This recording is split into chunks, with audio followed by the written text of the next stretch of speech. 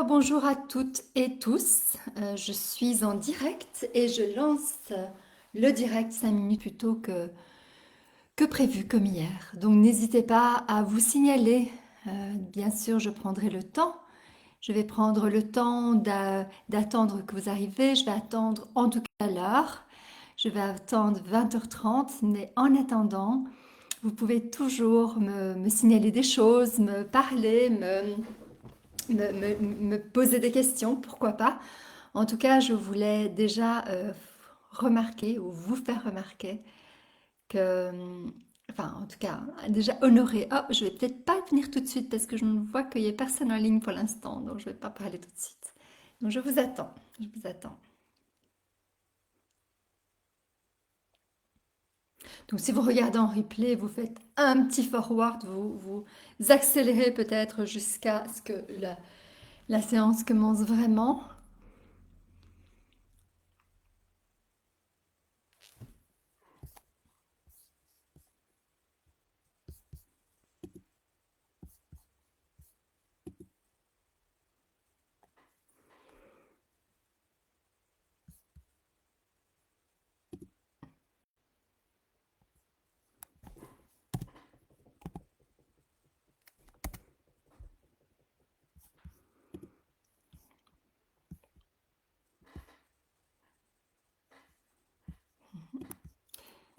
Chouette, vous êtes en train de répondre que vous venez, c'est une bonne nouvelle. C'est une bonne nouvelle, donc je vous attends. Je vous attends, il est 20h27, donc vous avez encore au moins 3 minutes. Non, non, non, pas au moins 3 minutes, vous avez encore 3 minutes. Après, cela dépend vraiment de vos choix, de ce que vous choisissez de faire ce soir, de ce que vous aviez déjà peut-être prévu de faire, de ce qui était déjà peut-être planifié, qui fait que éventuellement ce soir vous ne pouvez pas vous joindre à nous et vous aurez évidemment accès au replay. Donc à la rediffusion.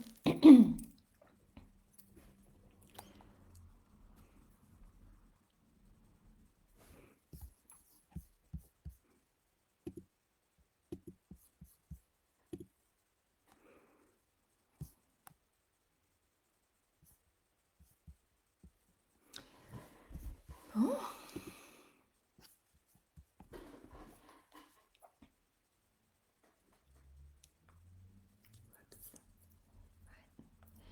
je vais mettre mon Facebook sur mon GSM, ça me permettra peut-être de voir. Et je commence à voir qu'il y a des personnes qui arrivent. Par contre, je ne le vois pas nécessairement euh, encore là où je suis. Donc faites-moi un petit message. Bonjour. Alors vraiment, c'est la première fois. Oups, ouais. Donc je vous attends et vraiment faites-moi signe quand vous êtes là, que je puisse lancer, peut en tout cas vous poser des questions, faites-moi un petit message, c'est toujours sympa. En fait, c'est sympa pour tout le monde. Ouais. Je vais déjà faire un petit commentaire en plus.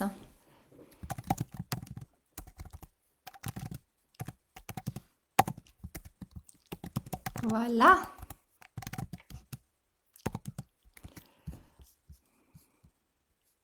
Ouh là là, mais c'est pas vrai. Tout d'un coup, vous apparaissez tous, mais c'est fou là. Oui, Ingrid, super. Cerveau droit, super. Donc Corinne, Anne, génial. Isabelle, super. Décidément. Décidément, oui, le tableau rempli, génial pour Corinne. Oh, merci, Muriel. Oui, j'ai fait un petit effort. J'ai fait un petit effort. Donc, en fait, j'espère pouvoir vous voir parce que je sais pas pourquoi ces commentaires arrivent tellement tard. Mais c'est gai, c'est chouette que vous mettiez. Françoise, bonjour, super, magnifique. Magnifique. Donc, pour les personnes qui regarderont le replay, il n'est pas encore 30. Donc, je ne commence pas officiellement. Donc, n'hésitez pas à accélérer. Il y a toujours un moyen dans les paramètres d'accélérer la vidéo et aussi évidemment de passer les parties qui vous intéressent moins, comme celle-ci qui est clairement du remplissage. On peut en parler. Donc, je vois que certaines ont rempli il est 20h30, que certaines ont rempli leur tableau de suivi alimentaire. Ça, c'est vraiment génial. Il y en a d'autres qui, en tout cas, ont fait leurs commentaires par rapport euh, par rapport au déjeuner, donc qui ont vraiment partagé leur déjeuner et ça je ne peux que vous remercier et vous encourager à le faire parce que tout de suite ça a donné le ton. Ça a donné le ton, ça donne en tout cas une perspective sur ce que vous mangez et c'est vrai que je vois de façon générale que les personnes ont un peu de mal à manger salé et protéiné le matin. Alors, c'est vraiment un conditionnement qu'on a eu notamment par l'industrie agroalimentaire. Sachez qu'au départ, c'est un peu difficile, mais très vite, le corps s'adapte et même le réclame. Mais nous allons en parler aussi aujourd'hui. Comment faire, quel petit subterfuge faire. J'ai vu 2 personnes qui mangeaient protéiné salé, dont une qui a dit très vite qu'elle avait eu faim. Donc évidemment, ce sera intéressant d'observer ça. C'est peut-être le cerveau qui tout d'un coup est en manque de sa came. Est-ce une vraie faim ou est-ce justement un signal de résistance à l'insuline? Et ça, nous en aurons l'occasion d'en parler. Alors, qu'est-ce que je voulais dire encore? Oui, il y a énormément de produits, de fromage blanc, etc. Fromage blanc pro-inflammatoire, céréales pro-inflammatoires. Et de nouveau, nous ne sommes pas en train de nous délester, de tout évacuer, mais il faut se rendre compte que la société actuelle nous pousse vers les céréales et les céréales, bien sûr, ont une vie prolongée, mais par contre, donc elles ont un temps de stockage prolongé, mais par contre, c'est très acidifiant. Et de nouveau, c'est une question d'équilibre. Je vois, c'est une question d'équilibre, c'est une question de commencer la journée avec quelque chose qui serait dopaminant, donc qui amène de la dopamine, cette hormone de l'éveil, cette hormone aussi qui va à la recherche de la récompense. Et donc, si je suis dopaminée, si je suis inondée de dopamine, ça veut dire que j'ai de la motivation. Puisque je suis motivée, je m'éveille et je suis motivée à aller chercher ce qui va m'interpeller, ce qui va m'apporter de la joie. Et donc, bien sûr, le sucre en peut être une, mais plus vous donnez de bons ingrédients, plus la dopamine va aller chercher ce qui fait du bien au corps et au cerveau. Alors, j'ai entendu parler du miel. Le miel est en effet sucrant. Donc, on sait que tout ce qui est sucre ajouté est acidifiant et le miel aussi. De nouveau, c'est une question d'équilibre. Alors souvent, ce que j'ai vu comme déjeuner, ce serait impeccable de l'avoir l'après-midi, par exemple, comme 4 heures, comme 3 heures, pour pouvoir justement commencer à créer nos hormones du sommeil, lancer la sérotonine, transformer le tryptophane avec les bananes. Les bananes, il y a du tryptophane dans les bananes en sérotonine pour qu'elle-même se convertira par la suite en cascade en mélatonine, euh, une hormone du sommeil, mais pas que. L'hormone du sommeil, la mélatonine, elle est juste extraordinaire. J'aurai pas l'occasion d'en parler pendant cette masterclass, mais comme ça, vous savez que c'est hyper intéressant, hyper important. Euh, donc voilà, je vais continuer oui, deuxième tableau quasi rempli, super. Je vais continuer. Bonsoir, bonsoir Vanessa, bonsoir Christelle, bonsoir Sonia. Voilà, super chouette, je vous vois pas toujours et je vais avancer maintenant. On va vraiment commencer cette séance en faisant un rappel. Comme mise en route, on va faire un rappel de ce qu'on a dit hier. Alors, hier, c'était vraiment comme thème principal finalement, c'était un état des lieux, mais quelque part, ça a mis en évidence que notre intestin est en quelque sorte un premier cerveau, est vraiment notre premier cerveau. Aujourd'hui, nous allons parler d'inflammation et de gestion du poids et vous allez voir que tous ces sujets sont un peu liés, y compris évidemment avec ce qu'on a dit hier. Tous ces sujets s'imbriquent. On l'a vu hier aussi, notre corps ne se morcelle pas, ce n'est pas un puzzle, il se vit de façon holistique. Et c'est nous qui avons souvent cette illusion de la catégorisation et de la séparation. Alors, on a vu hier que l'intestin et le cerveau étaient un lien fondamental dans notre santé et dans notre bien-être. Et je vous ai donné l'exemple de ma maman qui avait un terrain très inflammatoire en raison d'une consommation d'alcool importante. Et donc quelque chose qu'elle avait depuis tout le temps. Moi j'ai toujours connu ma maman avec des problèmes digestifs, des problèmes d'élimination, vraiment pas agréable pour elle. Ce terrain inflammatoire dénotait sa fragilité intestinale et ça a débouché dans des troubles cognitifs. Vraiment que dans un premier temps, c'était moi qui le voyais, mais mon papa était assez bien dans le déni par rapport à ça. Et in fine, quand il a accepté de le reconnaître, et bien les diagnostics ont parlé d'Alzheimer. Elle avait aussi énormément de douleurs de dos. J'ai connu ma maman avec des douleurs de dos tout le temps, qui se levait avec des maux de dos. J'ai connu ma maman avec des douleurs articulaires. Donc en fait, j'étais enseignante j'étais enseignante de danse traditionnelle d'Égypte. J'avais 30 ans, donc elle en avait 54 et maman avait énormément de mal d'être assise au sol. Voilà. Donc on voit vraiment ce lien fondamental entre l'intestin et tout ce qui est cognitif. Euh, Vraiment, tout ce qui est la sphère cognitive. Et ce lien n'est plus à prouver. De plus en plus, on démontre que les problèmes intestinaux conduisent souvent à des problèmes cognitifs.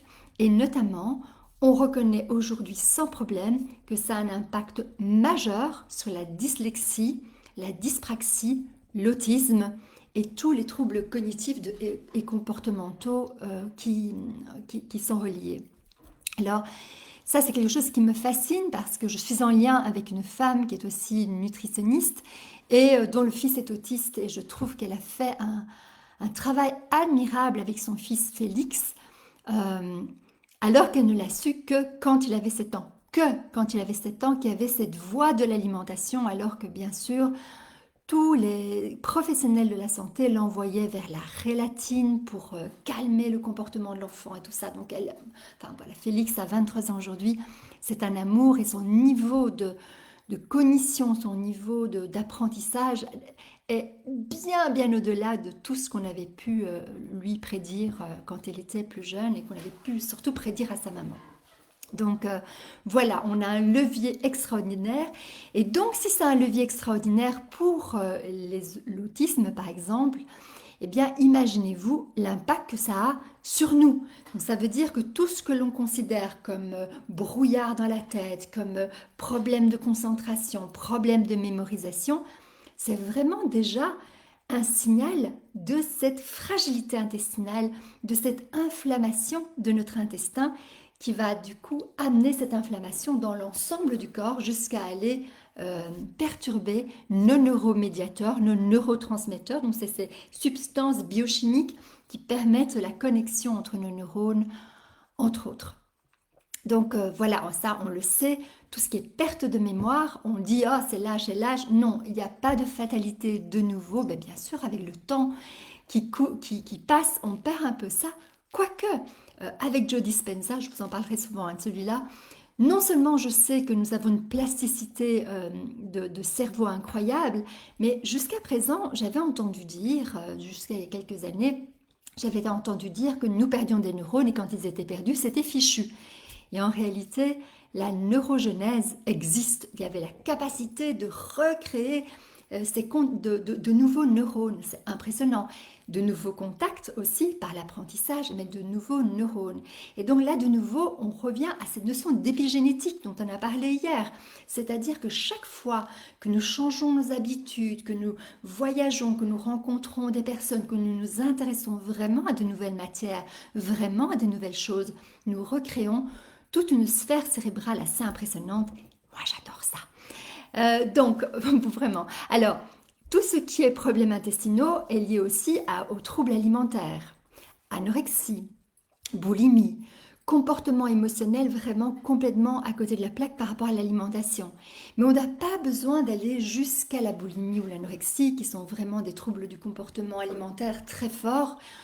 Vous êtes nombreux à me dire en consultation, je mange mes émotions. Il n'y a rien à faire, je mange assez bien sainement et tout à coup, je craque. Et ça m'arrive régulièrement et en particulier en certaines périodes. Et effectivement, on va chercher cette petite récompense dans le frigo, ce qu'on considère comme une récompense, dans l'idée peut-être de calmer un état émotionnel. Alors dans un premier temps, mais très bref, ça donne cette impression, vraiment, c'est pas payant à long terme. Donc voilà, ce lien intestin-cerveau n'est plus à faire Et de plus en plus, on considère que l'intestin est le premier cerveau et que le deuxième cerveau dépend de lui. Alors quand on revient à Joe Dispenza, on dit que le cœur est le premier cerveau et qu'il c'est lui qui donne l'énergie positive à tous nos cerveaux, à tous nos neurones installés un peu partout dans le corps. Et ça, là aussi, j'ai envie de vous inciter dans cette ouverture de cœur, dans cette idée de pouvoir nous remettre en question, mais dans l'amour et la compassion, et surtout apprendre cet amour de soi. C'est un chemin, y compris pour moi, et c'est pas toujours évident. Alors, hier, on a parlé de levier, hein, de levier, on pourrait aussi parler de stratégie. Et dans tout ce qui est levier, le premier levier, c'est de nous observer honnêtement. C'est pour ça que vous avez reçu le tableau alimentaire pour le remplir, pour remplir les repas que vous avez eus, quelles sont les quantités que vous avez mangées, quels sont les grignotages, les compulsions que vous avez pu voir. euh, quel type d'aliments vous avez mangé, que ce soit, vous n'avez pas besoin de dire protéines, glucides et tout ça, mais voilà, est-ce que c'est de la viande, est-ce que c'est des poissons, est-ce qu'il y avait des légumes, quel type de légumes, voilà, tout ça vous le marquez, juste une observation. Cette observation, elle est intéressante, je ne vous demande pas de changer quoi que ce soit, y compris quand vous pesez votre assiette, mais déjà la simple observation fait que nous changeons de comportement parce qu'on se rend compte. D'ailleurs, en yoga, vous le savez, on commence toujours avant de faire le pranayama, les exercices de respiration. Nous observons simplement la respiration. Et le fait de la contempler, le fait de respirer, déjà elle s'améliore, déjà elle s'apaise, déjà elle a une toute autre qualité parce que notre rapport à notre respiration change. Et là aussi, par ce tableau, de suivi alimentaire, eh bien, nous observons notre comportement vis-à-vis de la nourriture. Et c'est précieux. Voilà. Alors hier, c'est donc cette première stratégie, c'est d'observer notre capital santé avec le lobe de Rey, ça c'était le petit jeu, mais aussi ce fameux document qui relève les symptômes. Donc prenez le temps, hein, comme je disais, c'est important de reconnaître ces messages du corps et c'est surtout un pense bête ou plutôt un pense intelligent pour pouvoir regarder objectivement, avoir une certaine distance et pouvoir les reconnaître dans notre corps. Nous avons parlé d'épigénétique. Ça, c'est vraiment pour nous rappeler ce pouvoir d'action que nous avons sur le corps. C'est une influence réelle sur notre état intérieur, sur notre génétique, à travers nos comportements, notre alimentation, notre joie, notre état d'esprit, notre qualité de sommeil, en fait, notre façon d'entrer en relation avec les événements. Donc ça, l'épigénétique, on en reviendra et vous allez voir, c'est beaucoup plus simple qu'il n'y paraît. Hein. Ça paraît très savant comme ça. Non, c'est un pouvoir extraordinaire que nous avons en soi et il suffit, il n'y a qu'à, il nous demande d'être conscient de nos comportements justement pour pouvoir faire d'autres choix, de nouveaux choix qui sont alors plus soutenants pour notre environnement intérieur. Alors nous avons parlé d'un deuxième levier. Et ça, donc une deuxième stratégie, je vais parler de levier, de stratégie, c'est un peu kiff-kiff. Cette deuxième stratégie, c'est le fait de reprogrammer le cerveau. Je vous ai proposé d'avoir des pensées plus porteuses, en tout cas d'observer dès que vous dévaluez par les pensées et de pouvoir choisir de changer consciemment cela. Donc je trouve ça très important, vous pouvez le faire et vous savez ce petit exercice de penser à 3 choses positives qui nous sont passées pendant la journée, même si c'était une journée difficile. Il a l'air tout bête, il a l'air un peu enfantin, mais moi j'aime bien, il est enfantin dans le bon sens. Euh, mais il nous programme notre sommeil, il nous programme déjà à nous attendre à des choses positives le lendemain.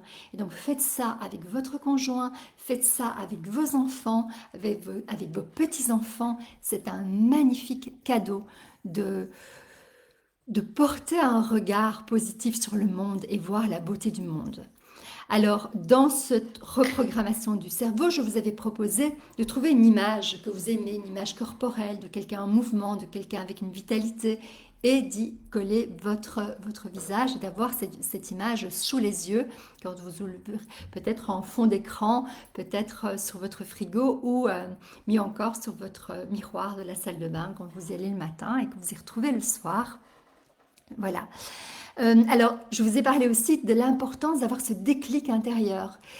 Il va y avoir dans ces présentations, peut-être aussi déjà parce que votre corps vous fait des signaux qui ne sont plus supportables, ou bien encore dans les échanges qu'il y a entre vous, il va y avoir des déclics intérieurs et cette envie de bouger, de vous mettre en mouvement, de faire quelque chose pour vous-même.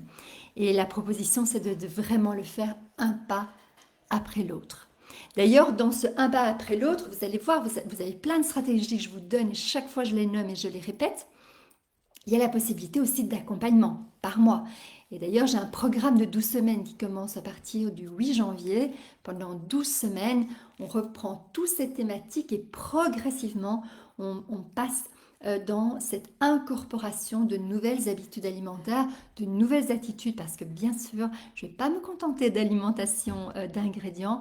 Je transmettrai aussi des respirations, des façons d'aborder, alors aussi des mouvements, des choses à faire, des petits devoirs à faire chaque semaine, non pas dans l'idée que c'est un devoir et puis basta, non, ça devient tout à coup une routine qui rentre dans votre vie et donc qui ne vous quitte pas ou qui ne vous quitte plus.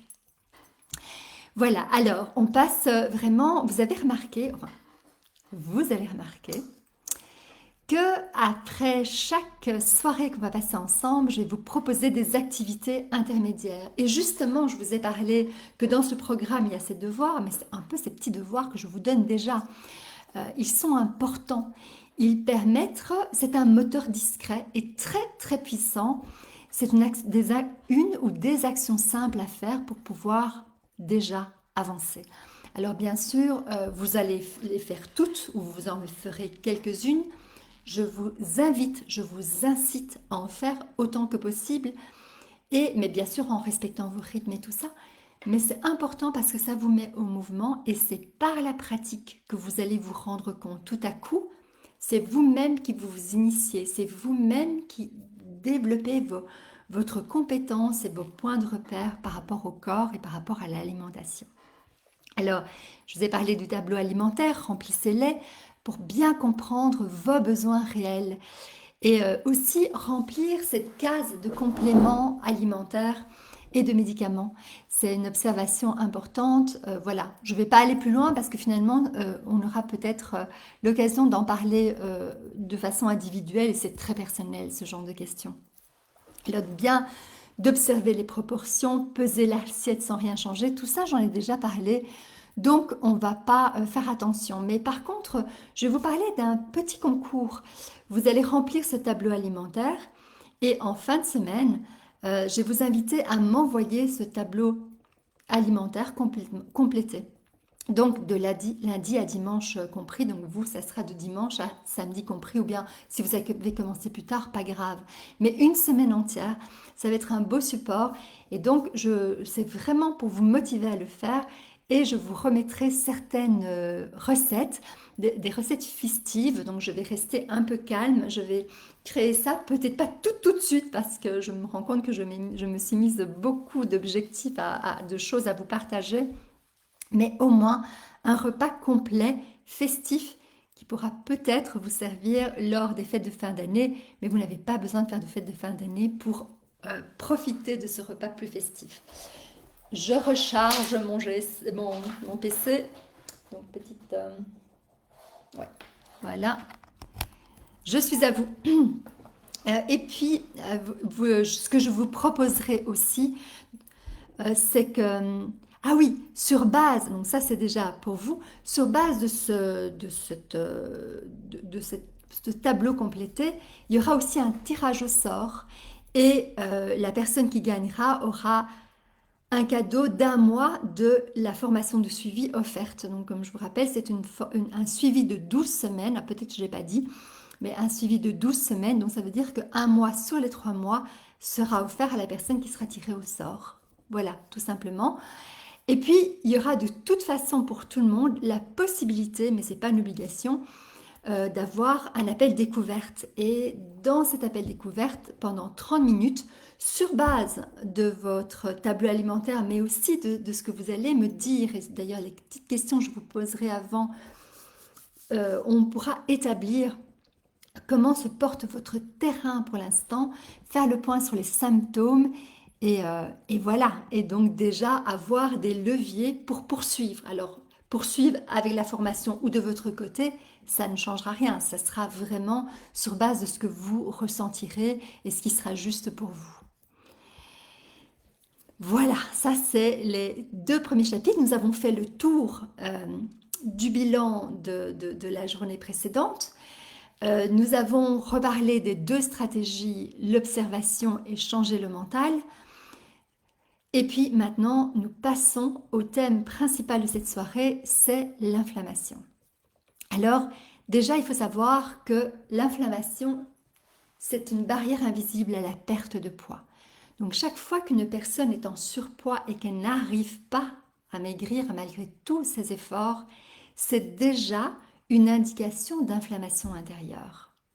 Alors, qui s'accompagne de douleurs ou pas. Bon, déjà, parfois, le surpoids nous donne déjà des douleurs articulaires, mais pas nécessairement, parce qu'il y a surpoids et surpoids. Il y a des surpoids qui sont suffisamment petits, j'ai envie de dire, mais malgré tout, euh, mal placés, douloureux, émotionnellement douloureux, parce qu'ils nous demandent un effort. Et cet effort, vraiment, a un impact émotionnel. Quand on ne peut plus savourer des mets que l'on savourait avant, c'est embêtant. Ou bien si on en paye tout de suite la facture, bien sûr, c'est douloureux, ce n'est pas agréable, c'est décourageant, ça fait partie des plaisirs de la vie et je vous ai promis qu'on n'excluait rien, mais que l'on recomposait autrement. Les douleurs sont là aussi souvent avec l'inflammation. Donc la plupart du temps, un corps enflammé va présenter des douleurs. Alors ça va dépendre bien sûr de votre terrain. L'inflammation, on a tous un terrain. Pour moi, nous n'avons qu'une seule maladie, c'est notre terrain qui défaille. Mais par contre, nous avons chacun nos zones de sensibilité. Donc cette douleur, je ne sais pas où elle va se mettre pour vous, mais c'est très personnel à chacun. Certaines personnes vont être très sensibles du dos, d'autres des articulations, d'autres encore de la peau. Tout de suite, il va y avoir des éruptions cutanées, des zonas, je ne sais plus comment elles s'appellent. Bref, il y aura des problèmes. Ou bien ça va être la zone ORL qui va être très très très sensible et des personnes qui vont me dire mais j'enchaîne les otites, j'enchaîne les trachéites. Donc on entend hit, hit, hit, on est clairement dans de l'inflammation. Mais cette douleur, ce n'est pas une punition, c'est un message du corps. Le même message, quelque part, si je fais une métaphore, que vous donne votre voiture quand un tableau de bord, le tableau de bord, vous montre comment dire, vous faites des signaux, fait un bruit, tout le tableau de bord qui se met à clignoter pour un manque d'huile ou des manques de pression dans les pneus ou toute autre chose. Dans ces cas-là, chaque fois qu'il y a des voyants, nous savons qu'il y a des causes à identifier. Et souvent, nous ne posons pas la question. Nous ralentissons, nous allons consulter un garagiste, nous demandons à un ami ou une amie qui s'y connaît de regarder et de nous donner des conseils et nous amenons les corrections nécessaires. La douleur dans le corps nous parle de surcharge de toxines. Malheureusement, souvent, nous les nions. En fait, on fait avec, puis on se donne, on a cette croyance que c'est lié à l'âge, que c'est lié à ceci, que c'est lié à cela. Waouh! En parlant de ça, moi je me rappelle, quand j'ai eu 40 ans, j'en ai 56 aujourd'hui, quand j'ai eu 40 ans, j'ai commencé à avoir des douleurs et je me suis surprise à penser, j'ai pensé, ah oui, on m'avait dit, et les douleurs, et j'ai senti un moment de révolte en me disant, mais hors de question, je ne veux pas me laisser bouffer par cet égrégore. Et honnêtement, à 56 ans, j'ai moins de douleurs et je suis plus souple qu'à 40 ans. Donc vraiment, il y a moyen de prendre soin de cela et de trouver un équilibre. Même chose quand j'ai eu mon problème de thyroïde. Hein. Il y a eu un moment donné où je me suis dit, mais d'abord j'ai subi, j'ai comme été un peu écrasée par la nouvelle. Et puis tout à coup, il y a eu ce redressement qui a dit, mais il est hors de question que ça soit une fatalité. Je parle à mon corps, parlez à votre corps. Pour l'instant, j'ai eu une chute, j'ai eu mal au genou, ça va beaucoup, beaucoup mieux, mais je parle à ce genou, je lui dis qu'il prend le temps qu'il veut, mais que je l'aime, je lui envoie de l'énergie et tout ça. Faites ça, Parlez à votre corps, il vous répondra. Il ne suffit pas de lui parler avec les aliments. Alors, quelle est l'origine de ces toxines? Ces toxines donc, qui créent ces douleurs, c'est l'excès alimentaire, la fréquence des prises, aussi les types d'aliments que l'on prend, donc toute cette inflammation. Alors tout ce qui est pro-inflammatoire souvent est pro-acidifiant, le sucre, l'alcool, alors je ne vous dis pas de nouveau de supprimer hein, les céréales, le miel malheureusement, qu'est-ce qu'il y a encore? La viande rouge en particulier. Il y a tout cela, alors évidemment je ne vais pas faire la liste ici, je peux vous le dire au fur et à mesure qu'on en parle, mais il y a des choses qui sont vraiment pro-inflammatoires. Aussi certaines cuissons sont pro-inflammatoires, la friture par exemple, ou bien les graisses et les sucres qu'on le laisse fondre, le barbecue. Voilà, de nouveau le barbecue, dès qu'il y a ce côté cramé, et même sur le toast, hein, ce côté cramé qu'on trouve tellement bon, malheureusement, c'est ce qu'on appelle l'effet Maillard, les molécules Maillard, et elles sont terriblement inflammatoires. Elles créent une espèce de réseau inflammatoire terrible. Donc les excès alimentaires, le type alimentaire et le mode, la façon dont nous gérons notre alimentation, y compris comment nous la stockons et d'où elle vient, et voilà, etc. D'autres origines des toxines, c'est le stress, la fatigue, la surcharge mentale. Vraiment, on ne se rend pas compte. De nouveau, on est dans l'épigénétique. Hein. C'est évidemment l'épigénétique, ça va dans les deux sens. Si je psychote, si je continue à chaque fois à alimenter le stress, je continue à mettre du bois dans le feu. Donc il y a déjà l'inflammation, c'est le feu, mais je continue à nourrir le feu délétère dans ce cas-ci. Et souvent, la réponse habituelle, c'est de masquer le symptôme. Hein. Comme si, vous savez, tout à coup, il y avait ce voyant qui s'allumait dans notre tableau de bord et que, pouf, on allait retirer l'ampoule pour surtout plus le voir. Eh bien, c'est ce que nous faisons avec notre corps. On va prendre des antidouleurs, des anti-inflammatoires. Alors, bien sûr que c'est salvateur, bien sûr que par moments, ça aide dans des moments critiques. Mais si c'est pour occulter le message et qu'on fait comme si de rien n'était juste parce qu'on a plus mal après ou bien oh ben c'est pas grave, j'ai mal, je reprends ma pilule, il est clair que nous n'agissons pas sur la cause et ça c'est assez catastrophique parce que c'est cet empilement, c'est là où on crée une inflammation chronique, c'est là où nous envoyons des signaux contradictoires au corps et donc le système immunitaire s'emballe et finalement on a inflammation sur inflammation, le corps est en feu et quelque part c'est là aussi où on développe les maladies auto-immunes parce que le corps ne sait même plus quoi faire en fait, finalement on ne l'entend pas donc il prend tout potentiellement pour un agent agressant, y compris notre propre corps ou d'autres parties de notre système immunitaire. Et puis, il faut se rendre compte aussi que ces médicaments antidouleurs, ces anti-inflammatoires, mais aussi des compléments alimentaires. Hein, il faut rester aussi prudent par rapport aux compléments alimentaires, impactent les émonctoires, impactent en particulier le foie, le rein, la flore intestinale, la flore vaginale, toute la sphère ORL. Et j'ai envie de dire tout le tractus depuis la bouche, hein, vraiment notre système digestif, il passe depuis la bouche jusqu'à l'évacuation, jusqu'à l'anus. Donc tout ce chemin-là est particulièrement alors affecté déjà par nos comportements pas cool, mais aussi tout ce qui est antidouleur, médicaments, excès de façon générale. Alors j'ai dit émonctoire, ce mot qui veut dire tous ces organes qui sont là pour nettoyer. Et la plupart de nos organes nettoient. En fait, il y a notre foie qui filtre le sang, le poumon qui nettoie le sang aussi, mais tout ce qui est plutôt gazeux. Et alors, bien sûr, la respiration, les déchets de notre respiration. Les reins qui vont filtrer, les reins, ils filtrent l'acide. Et donc, c'est comme ça qu'en hiver, où il y a plus d'acidité, et bien finalement, ils s'épuisent. Les reins, la vessie qui élimine cette acidité, tout ce qui est flore intestinale aussi, bien, etc., etc. Donc, c'est important. Ces émonctoires sont hyper importants. Et j'ai envie d'en ajouter un pour les femmes Et les jeunes femmes, moi j'ai toujours adoré, je ne les ai plus, mais j'ai toujours adoré avoir mes règles. Je ne savais pas pourquoi. En fait, ça me disait des tas de choses sur moi. Quand j'étais pas régulière, ça me disait des choses aussi, la façon dont mon corps réagissait. Vous avez déjà remarqué comment les selles deviennent plus liquides. Enfin, quand je dis plus liquides, elles s'évacuent plus vite.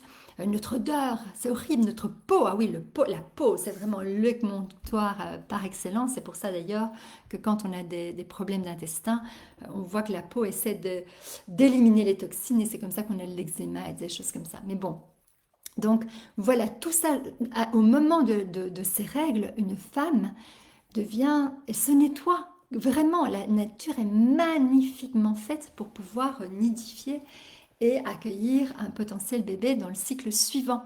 Donc vraiment, c'est important et dites-le aux femmes autour de vous, dites-le à vos sœurs, dites-le à vos petites filles, dites-le à vos nièces, dites-le à tout le monde, à toutes les femmes, à quel point c'est important et ne vous laissez pas arrêter les règles, s'il vous plaît. S'il vous plaît, c'est quelque chose d'incroyable jusqu'à ce que nous venions en périménopause et en préménopause. Nous avons un système de nettoyage, une santé bien plus solide que ces messieurs parce que notre système de nettoyage est beaucoup plus puissant à ce moment-là. Voilà, j'aurais fait mon petit truc féminin, pas féministe, oui féministe mais dans le bon sens du terme, féminin, pour mettre à l'avant toutes nos particularités de femmes. Voilà, donc vraiment penser à ce nettoyage, l'inflammation est importante. Alors, on va parler de graisse viscérale et d'inflammation chronique. Alors il est clair que quand nous sommes en surpoids, quelque part nous avons une inflammation chronique, c'est une inflammation qui est installée. Alors il y a deux types de graisse, hein. Il y a la graisse sous-cutanée, vous savez celle qui fait des petits bourrelets là, puis là, puis là, celle-là. Peut-être qu'esthétiquement elle nous fait un petit peu tirer la tronche, mais franchement elle n'est pas dangereuse. Par contre, la graisse viscérale, elle, c'est vraiment un problème de santé publique. C'est cette graisse qui entoure nos organes principaux, qui se situe souvent assez haut au niveau de l'abdomen, que nous, les femmes, même quand nous sommes minces, nous attrapons de nouveau plus au moment de la périménopause et la ménopause, même si nous sommes minces, hein, même si on n'a pas de problème de surpoids. Donc c'est quelque chose d'important, c'est pas une question uniquement de poids. Il y a des personnes très minces, même maigres, qui vont avoir cette graisse viscérale. Cette graisse viscérale, elle s'accumule et elle va accumuler des toxines. Elle est entre autres là parce que nous mangeons trop sucré euh, et que quand nous avons trop de sucre dans le sang, l'insuline est dégagée pour pouvoir utiliser ce sucre. Et nous utilisons, ou l'insuline nous fait utiliser ce sucre de deux façons. Dans les muscles, alors dans le mouvement et dans l'activité, on va consommer ce sucre qui crée des calories, donc de l'énergie positive.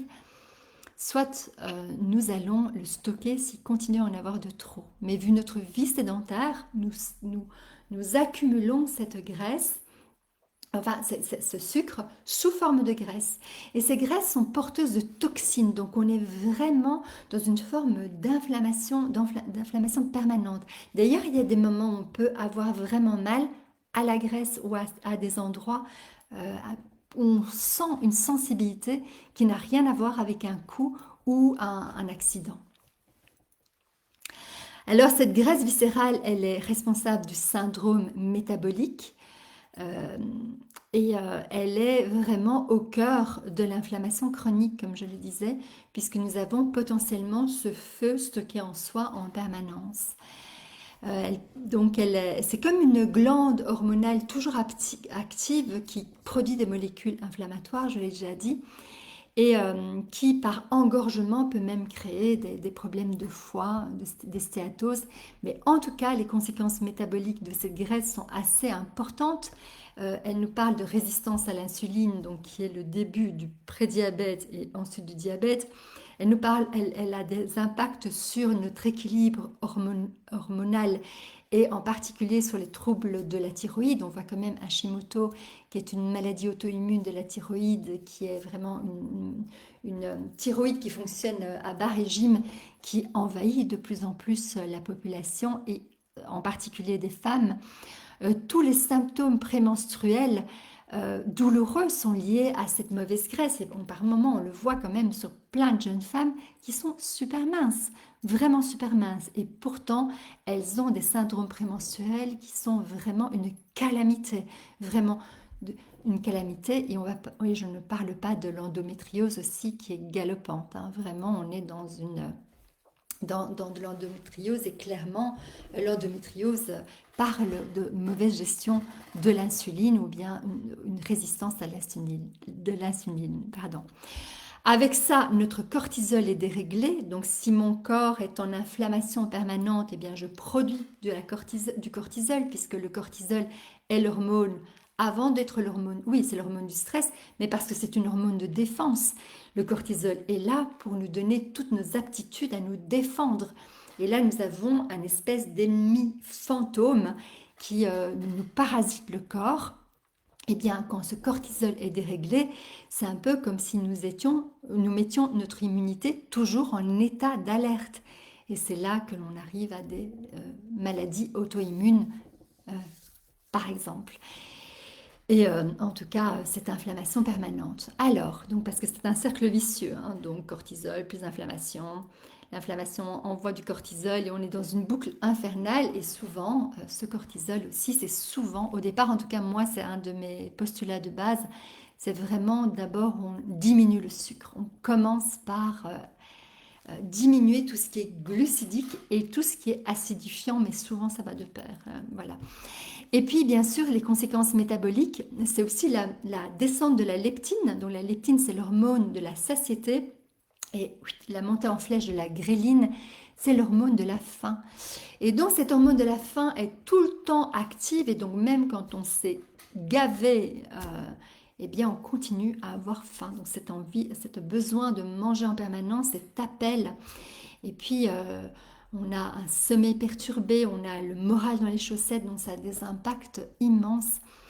De nouveau, puisqu'il y a de l'inflammation, il est clair que notre système digestif est atteint et à commencer par l'intestin. Et donc, si notre intestin est atteint, vous pensez bien que notre cerveau est atteint, nos neuromédiateurs et neurotransmetteurs n'ont plus de messages cohérents. Et donc, on a cette déprime qui est présente, cette tendance à la dépression, au burn-out. Le burn-out, ce n'est pas psychologique, hein, même si, bien sûr, c'est le psy qui peut-être nous a amené à des comportements, mais le burn-out, c'est l'épuisement des organes. C'est les organes qui se sont tellement battus contre ces fantômes inflammatoires, pas tellement fantômes, voilà, qu'ils s'épuisent. Donc voilà, tout cela pour la graisse viscérale. Alors il y a un autre type d'inflammation dont on parle, c'est l'inflammation de bas grade. Alors d'une part, qu'est-ce que l'inflammation de bas grade et comment la reconnaître? L'inflammation de bas grade, c'est comme un feu qui couve et assez silencieux. La plupart du temps, on ne sent rien. Il n'y a rien du tout en fait. Tout paraît parfait. Donc toutes ces personnes toutes minces qui ont l'air d'avoir plein d'énergie, je vois, enfin en apparence, mais je vois plein de femmes qui me disent mais moi j'ai pas de problème, je suis toute mince, hein. Mais on voit vraiment par ailleurs, il y a toute cette inflammation de bas grade qui est présente, notamment je le sens, enfin je le sais par leur morale. Mais il peut donner l'impression qu'on a une routine saine puisqu'il n'y a pas de douleur, mais les réactions sont explosives au moindre écart.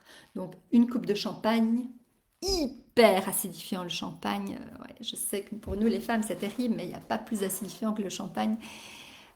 Voilà. Donc le moindre écart nous donne une réaction explosive qui fait qu'en fait tout à coup on a des symptômes qui tout à coup flambent et ressurgissent. Il y a une espèce de strombolie qui s'éveille dans le corps et on se demande pourquoi. C'est aussi typiquement la réflexion que certaines femmes disent, eh bien voilà, j'ai perdu du poids, je fais attention et tout ça, et puis je fais un écart, et je reprends tous les kilos, si pas plus. Et vraiment, c'est cette impression de faire 2 pas en avant et 3 pas en arrière. Voilà. Donc, c'est comme ça que s'exprime l'inflammation de bas grade. Elle peut aussi s'exprimer par des douleurs diffuses et migrantes. Une fois j'ai mal ici, une fois là, une fois là, une fois là, une fois au bout des cheveux. Voilà, c'est terrible. Elle est là, elle peut être considérée comme de la fibromyalgie et voilà, il y a les deux, il y a un peu cette influence des deux. Voilà, à la fois, est-ce que c'est la fibromyalgie? J'en sais rien, mais ça peut en tout cas être assez débilitant, donc ça rend assez très vulnérable. Donc, c'est cette instabilité et en fait, typiquement aussi, ce sont des douleurs qu'on n'arrive pas à identifier. On a mal quelque part et en fait, quand on va chez l'ostéopathe, par exemple, j'ai mal au dos, docteur, eh bien, oui, ben, désolé, c'est votre côlon qui va pas bien du tout. Donc, de nouveau, c'est l'inflammation de bas grade va se manifester par des voies un peu parallèles et par exemple, auquel on va pas prêter attention. On a mal au dos, ben ouais, c'est l'âge. Ah ouais, mais voilà, ça fait... Ah oui, j'ai dû faire un mauvais mouvement. Et boum, en réalité, il y a tout un passif, il y a toutes des routines quotidiennes qui sont déséquilibrées. De nouveau, c'est pas une question de ceci ou de cela, c'est ce déséquilibre terrible qui nous empêche de, ou bien qui crée plutôt ce terrain extrêmement fragile et explosif. Et puis il y a une autre façon de reconnaître cette inflammation de bas grade, c'est le test du papier toilette. Donc hier je vous parlais des lobes, aujourd'hui je vous parle de l'autre extrémité, donc le papier toilette. Je vais vous inviter à considérer combien de fois vous avez besoin de vous essuyer quand vous allez à selle. Voilà. Et normalement, il faudrait s'essuyer une fois, et même en s'essuyant une fois, il n'y a pratiquement rien sur le papier, ou rien du tout sur le papier, parce que une selle bien formée a l'hydratation qu'il faut et a la sécheresse qu'il faut et la forme qu'il faut pour absolument pas, euh, comment dire, salir notre anus excessivement, en tout cas pas au niveau de l'anus. Et en réalité, quand nos selles sont collantes et pas du tout, ouais, qu'elles sont très salissantes comme ça, qu'on a besoin, qu'elles ont aussi des odeurs ou des formes ou des couleurs un peu bizarres, c'est vraiment lié à cette inflammation de notre intestin. Et tout le long de l'intestin, il y a une muqueuse et cette muqueuse, quand elle est enflammée, elle va créer beaucoup de mucus. Un mucus qui va aussi protéger quelque part de l'irritation notre paroi intestinale.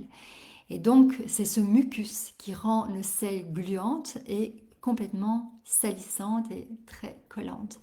Donc voilà, désolée de donner aller dans ces détails, mais c'est la réalité de notre humanité et de notre digestion. Ça va jusqu'à l'élimination.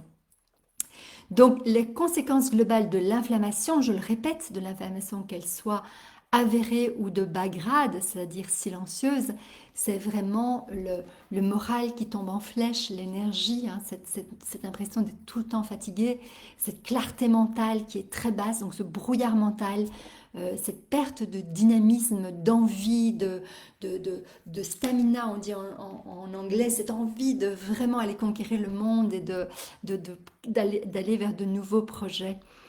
Et c'est clairement lié à ce lien étroit et intime entre l'intestin et le cerveau.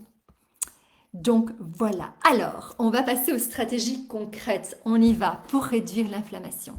Bien sûr, il y a plein de choses à mettre en place.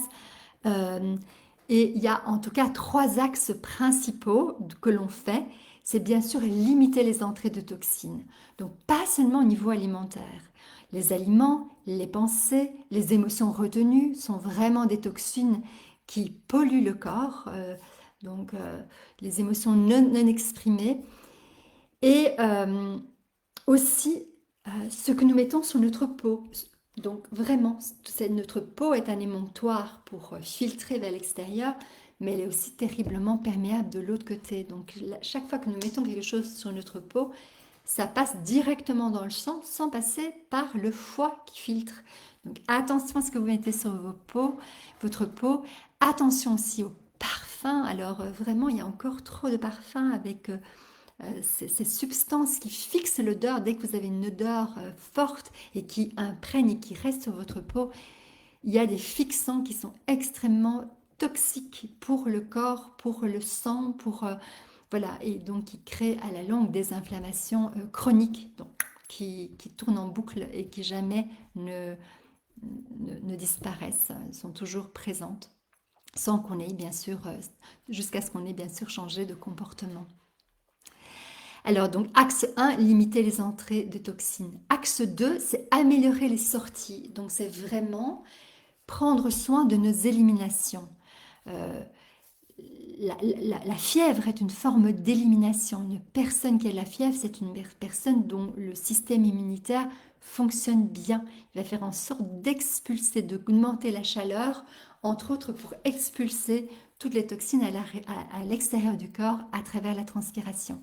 Donc la peau, donc s'hydrater suffisamment pour nettoyer le corps, prendre soin de notre transit, prendre soin de notre transpiration aussi. Moi, je suis une personne qui ne transpire pas beaucoup, ça va beaucoup mieux, mais purée, je suis quelqu'un qui ne transpire pas, et donc ce n'est pas nécessairement positif.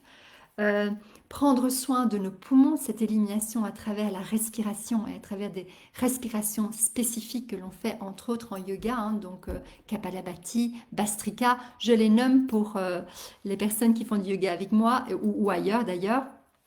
Euh, Bien sûr, faire en sorte de nettoyer notre intestin par des aliments sains, mais aussi par de l'hydrothérapie du côlon, par exemple, et par des mouvements, des massages aussi. Prendre soin du rein et de la vessie. Alors, si on prend soin du rein et de la vessie, pour bien en prendre soin, on a besoin de basifier notre alimentation. Maintenant, vous le savez, on a besoin de manger plus d'aliments alcalins pour recréer cet équilibre et prendre soin de nos reins. Notre foie a besoin d'être dégorgé quelquefois, en particulier au printemps et en automne aussi. L'automne et le printemps, ce sont deux saisons où notre foie a besoin d'être nettoyé. Donc avec le chardon-marie par exemple. Voilà, moi je fais aussi des traitements par moment du foie et la vésicule biliaire avec voilà, tout un protocole d'un naturopathe suisse. Voilà, je ne vais pas le détailler ici. Et de nouveau, bien penser aux femmes et à leurs règles, de honorer cela, c'est vraiment pas rien du tout. Et, euh, et voilà, c'est un profond nettoyage de notre corps, donc pouvoir être reconnaissante à ce corps de faire toute cette activité.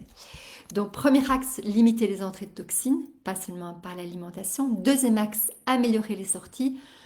Troisième axe, soutenir le nettoyage. Et soutenir le nettoyage, c'est notamment avec certains compléments alimentaires et aussi par des cures progressives, des cures qui sont en accord avec votre métabolisme et le type d'énergie que vous avez, parce qu'on ne va pas faire n'importe quelle cure à n'importe quel moment. Par exemple, la grande mode de, du jeûne, c'est pas top. Vraiment, c'est pas top parce que par moment, le jeûne, les personnes ne sont pas prêtes physiquement à faire un jeûne. Alors, quand je parle de jeûne, je ne parle pas d'un jeûne alterné ou bien d'un jeûne de quelques heures. Quoique, pour certaines personnes, ça va être déjà trop intense. Mais je pense à ces semaines de marche et de jeûne en même temps. J'ai une amie qui est venue vers moi en me disant «Ah, j'ai envie de faire ça, est-ce que je le fais?» Mais je dis moi je ne le ferai pas à ta place, elle n'était pas du tout en état de le faire pour mille et une raisons, je ne vais pas détailler ça ici. Mais finalement, elle me posait la question, mais elle avait déjà décidé d'y aller pour accompagner une autre amie. Et en fait, elle est ressortie complètement épuisée. Je crois qu'elle a perdu énormément de sels minéraux et elle avait déjà un épuisement chronique présent qu'elle gérait pas mal avec son hygiène quotidienne, mais tout à coup, quand on passe dans le jeûne, on va dans quelque chose de très, très, très fort. Et puis, bon, donc ces trois axes qu'on peut faire, bien sûr, chez soi, ces trois axes dans lesquels j'accompagne quand les personnes font un suivi avec moi. Je fais des cycles hein, pour ça, c'est pour ça que j'aime bien suivre sur plusieurs semaines, plusieurs mois, pour vraiment que les choses soient incorporées et que toutes ces étapes soient faites à des moments propices pour la personne. Alors, il y a des stratégies évidemment immédiatement applicables. On a parlé de l'observation, on a parlé de faire attention à nos pensées, à reprogrammer notre cerveau de façon positive. Mais une façon de se nettoyer, ou en tout cas par exemple d'équilibrer le corps, c'est par exemple de commencer par un verre d'eau chaude avec du shoyu au réveil. Donc ce matin, quand je vous ai parlé de mon repas, j'avais la bouteille de shoyu. J'utilise le shoyu pour saler mes aliments. C'est un condiment fait de blé fermenté, hein, pendant plusieurs mois, vraiment 18 mois quand c'est bien fait. Et là, pour commencer avec un pH neutre, quand on se lève le matin, souvent notre pH est neutre parce que notre corps, pendant la nuit, a bien travaillé, s'est bien nettoyé, les reins ont fait leur taf. On se lève le matin, le pH est neutre. Et souvent, la première chose qu'on fait, bam, on va prendre un café, ou bien on va prendre du sucre. Et puis, on prend du miel, aussi magnifique que ça le miel. Boum, on refait monter l'acidité. Or, vous pouvez déjà instruire votre corps avec un premier geste qui est mettre ce verre d'eau chaude avec une cuillère à soupe de shoyu. Voilà, une cuillère à soupe de shoyu et ça va tout de suite non seulement basifier le corps, les personnes qui ont tendance à aimer encore manger sucré, eh bien, au moins vous avez commencé déjà par quelque chose de salé, c'est déjà un très beau geste que vous faites par rapport à votre corps. Euh, on le basifie, ça j'ai dit, et vous verrez que très vite, ça va changer votre début de journée, ou toute votre journée d'ailleurs. Donc observez ça, mettez ça en pratique cette semaine, allez chercher le shoyu dans votre magasin bio. Alors, là je vais aussi être un peu spécieuse, mais pas pour rien. Pas n'importe quelle marque, même en bio, il y a des groupes financiers qui surfent sur la vague de ce qui serait une mode. Alors, pour moi, ce qui est important, alors chez nous en Belgique, nous avons un super distributeur grossiste qui s'appelle Vajra. Et sa marque maintenant bien visible, c'est Origami. Et Vajra respecte, en tout cas, ils vont vers des producteurs qui respectent euh, comment dire, le traitement ou la réalisation traditionnelle de tous ces produits. Donc au départ, le condiment shoyu et le tamari, hein, il y a aussi le tamari, sont des produits japonais. Et il faut des mois et des mois de fermentation au fût de chêne. Donc c'est important.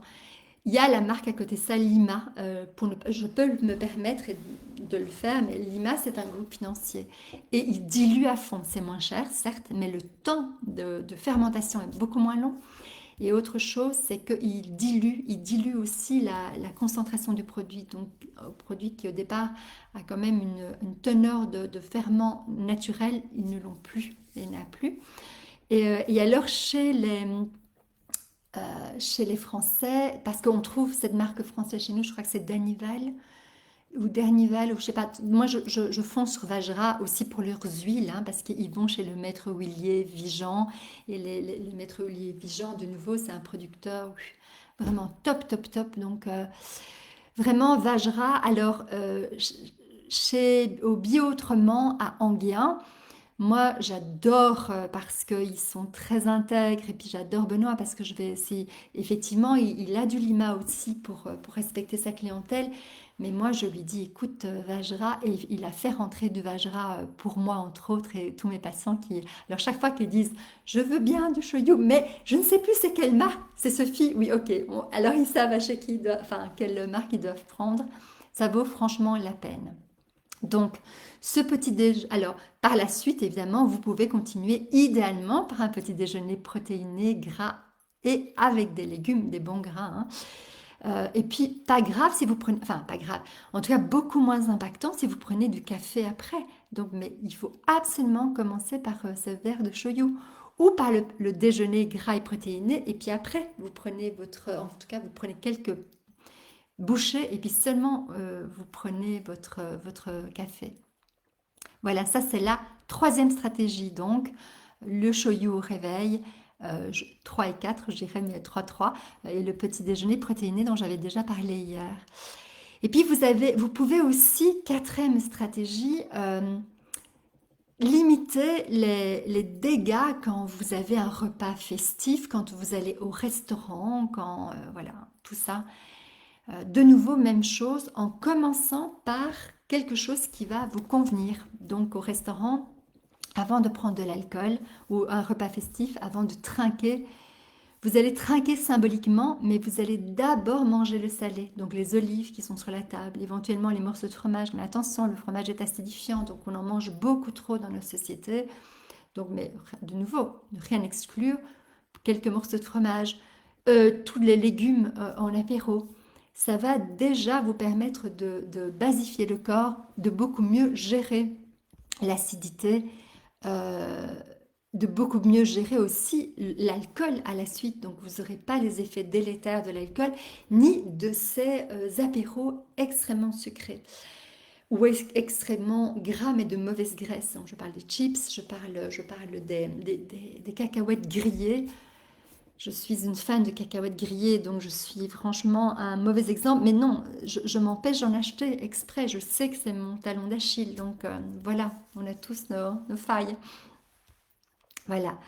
Donc vous voyez que toutes les stratégies que je vous propose, c'est pas de supprimer, mais plutôt d'avoir une séquence différente dans la façon de manger, d'introduire des éléments qui vont permettre de comment dire, de basifier, de remettre de l'équilibre en acide base dans le corps. Et ce sont aussi des éléments qui vont stabiliser la glycémie, donner un sentiment de satiété beaucoup plus rapidement. En tout cas, on va beaucoup mieux ressentir son sentiment de satiété. N'oubliez pas que c'est pour ça aussi qu'on essaie de faire ça, c'est que remettre en route nos hormones correctement et donc ressentir la satiété plus correctement et ne plus être les pantins de nos inflammations, de nos compulsions sucrées et avoir du coup une énergie beaucoup plus grande. Je vois que le temps passe. J'ai deux beaux témoignages, mais ça, j'aurai peut-être l'occasion de vous en parler à un autre moment. Voilà, c'est important parce que c'est vrai que l'air de rien, voilà, il y a des choses qui se sont. Alors, je vais vous en parler que de un des deux.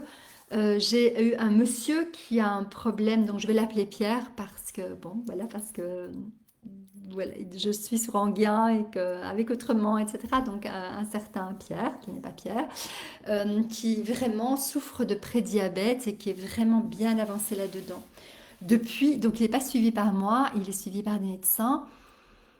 Je connais de la pleine conscience, lui, donc il fait des cycles de pleine conscience. Et en fait, j'ai vu qu'en un an, il a bien aminci, donc super. Malgré tout, malgré cet amincissement drastique, vraiment, je le vois venir, il vient me dire, regarde Sophie, j'ai un patch pour contrôler mon glucose dans le sang. Et donc, il a un petit moniteur électronique qui permet de lui dire à tout moment où en est sa glycémie. Donc moi, je suis un peu abasourdie, oui et non, en fait, parce que malheureusement, on traite trop le diabète en continuant à donner des glucides complets, des glucides machin, des glucides ceci. Ça reste des glucides. C'est un petit peu comme si pour éteindre le feu, on allait rajouter un feu, mais un feu complet, vous savez, un feu complet. Donc voilà, et donc, donc il en est à un point où malgré le fait d'avoir perdu du poids, son médecin se rend compte que c'est pas sous contrôle du tout. Il vient à un de mes repas formation où tout ce que je vous parle là, je le montre au fur et à mesure du repas, je montre les séquences, je montre les éléments que je mets en place pour faciliter la digestion de tout le monde et surtout la sienne et ne pas avoir le retour de flamme, c'est le cas de le dire. Et donc, tout à coup, il se lève après le repas, il vient me montrer. Moi, je ne savais pas qu'il avait ce moniteur et il me dit, regarde Sophie, regarde mon moniteur. À 18 heures, il n'était pas encore chez moi, il ne mangeait pas encore chez moi. Il avait eu un pic de glycémie, alors je ne sais pas ce qu'il avait mangé, sans doute un petit encas, etc. Puis il arrive chez moi à 19h30 et on commence à manger. Il y a apéro, il y a de tout. Il n'y a pas d'alcool parce que c'est acidifiant et que je voulais vous leur montrer. Mais même, je leur aurais dit, prenez tous les apéros, mangez et vous buvez après. Mais donc, il prend tous ses apéros, il mange tout le repas et en fait, sa glycémie n'a fait que chuter, n'a fait que chuter. Puis c'était juste avant le dessert, je lui avais dit, écoute, bon, moi je connais les effets de mon alimentation, mais je préfère ne pas forcer quoi que ce soit et certainement pas aller contre l'avis du médecin. Donc je dis, peut-être tu ferais mieux de ne pas prendre le dessert. Et il me dit, écoute Sophie, je suis là pour expérimenter et tester. Donc oui, je prends le dessert. Évidemment, on parle d'un dessert qui n'était pas qui était sain, qui était naturel, mais qui restait de la pomme. Et la pomme, de nouveau, pour un diabétique, c'est mettre du sucre quand même. Et en fait, sa glycémie a continué à baisser. Donc tout ça pour montrer que toute l'attitude, tout le comportement alimentaire qui avait été proposé et qu'il a eu avec l'ensemble des participants a eu immédiatement un effet sur sa glycémie. Et c'est ça la beauté du corps. On lui donne ce dont il a besoin et c'est juste génial. Donc c'est clair que j'accompagne les gens, j'essaie le plus concrètement possible dans des cycles de cure, de formation. Je fais ces petits repas formation qui sont extrêmement concrets et cette année, enfin en 2026, il y aura 2 stages au Portugal où il y aura alimentation, mouvement, respiration avec mon amie Françoise qui voilà, est au Portugal et qui a aussi ses connaissances au niveau de la santé intestinale. C'est génial. Donc, ce qui est important, c'est de changer de mentalité, de passer du fatalisme au bon sens, vraiment. C'est important de quitter cette vision morcelée de la santé que l'on a. Tout est lié, que ce soit des problèmes de poids, des douleurs, un sommeil chaotique, de l'énergie en dents de scie, des problèmes de digestion. Tout ça est lié, tout ça est imbriqué. Et dès qu'on touche à un des éléments, ça va avoir un impact positif, si on fait attention bien sûr, sur le reste. Et même chose, si on fait quelque chose de négatif, ça va bien sûr faire comment dire, un effet boule de neige sur le reste. Le corps communique en permanence.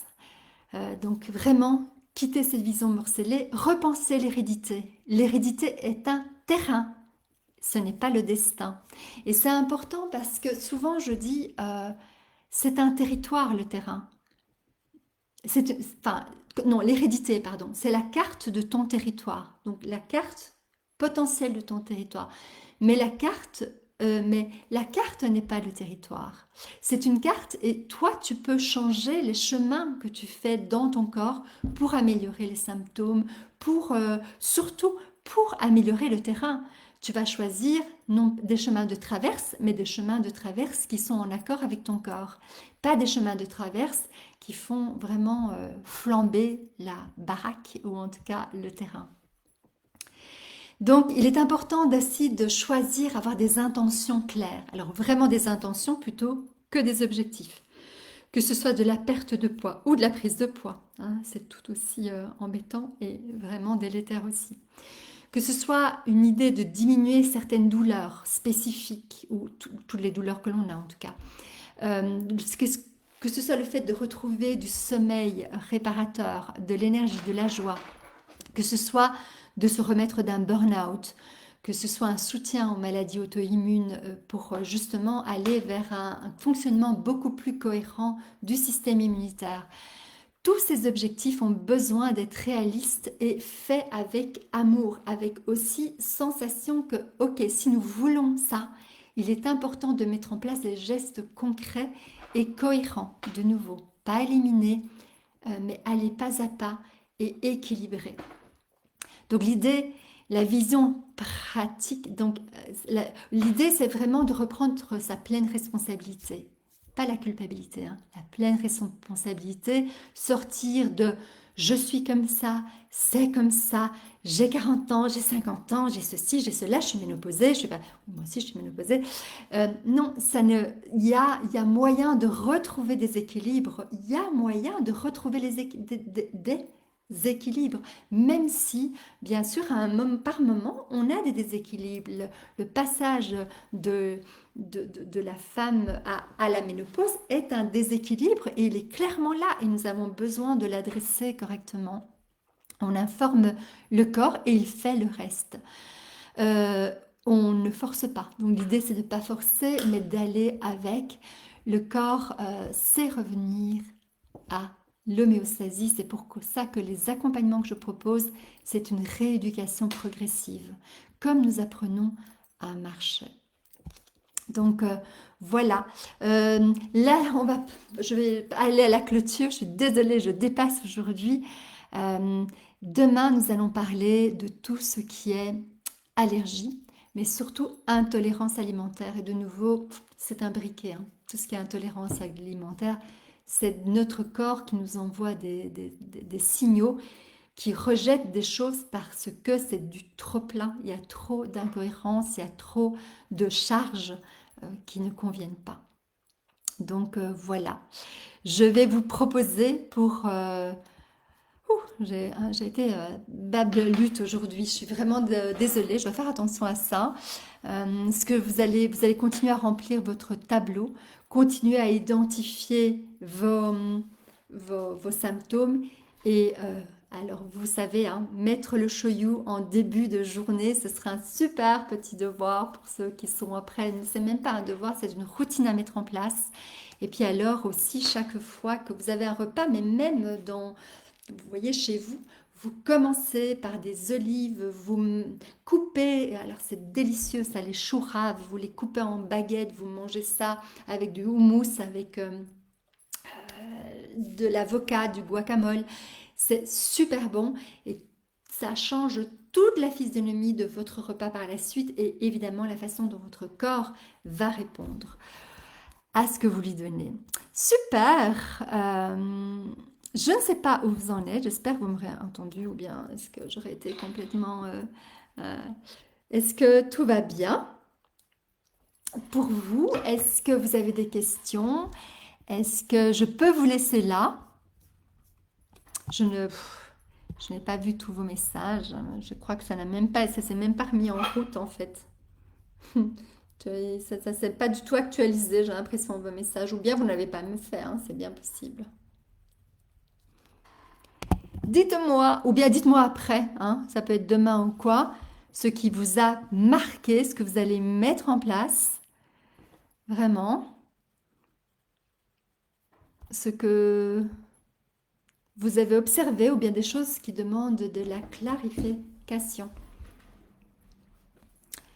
Quoi qu'il en soit, oh, dites donc, oui, ça ne s'est pas du tout actualisé. Oui, des amandes trempées, bien entendu, ça c'est super basifiant, ça. Tant mieux si c'est instructif, instructif, merci Ingrid. J'ai pas du basifiant, c'est vrai. Daphné, je te reconnais bien là. Bonsoir Patricia, trop chouette. Alors Françoise, bol de laitue, herbe de blé, kimchi, super, super, curcuma, super. Ben, vous irez voir ce que Françoise a mis. Ouais. Alors, voilà.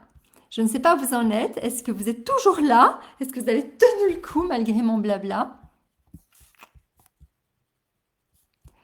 Bon, quoi qu'il en soit, demain, on parle de... Donc, comment est-ce que j'ai dit encore?